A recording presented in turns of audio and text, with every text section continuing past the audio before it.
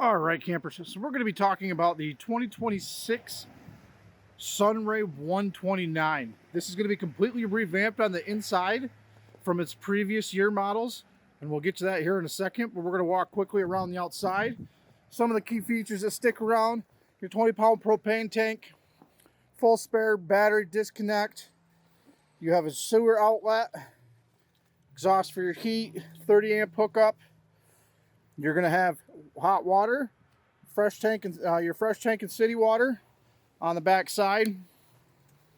You'll have a nice outside shower, some storage or pantry here, 2-burner cooktop stove, light switches for your lights, storage, nice size refrigerator and freezer. That's going to be 12 volt paired with its rooftop solar. LP hookups down there. Nice solid steps. As we go inside, you're going to see the new breakfast nook. There's 2 stools for this, just one's not set up. You'll have your storage and microwave. And now, instead of the hidden toilet, you're going to have a wet bath.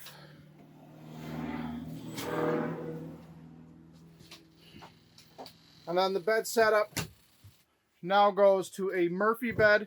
This here will drop down. I'll post a picture at the end of its setup in the bed mode. But then you got a bench on either side. Perfect room for a fold-up table. Some storage drawers down here.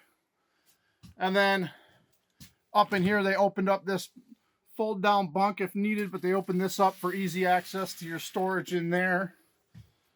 Like I said, this has rooftop AC, side mount AC, rooftop solar. There's your solar control panel and a nice new power switch console. It is back for a prep for a TV. Or if you'd like to know more details, please go to Strawhead Adventures, as I will be having a full-length, in-depth walk around of this, talking about the specs and things like that. Until then, this was a 2-minute travel trailer, and I'll see you in the next one.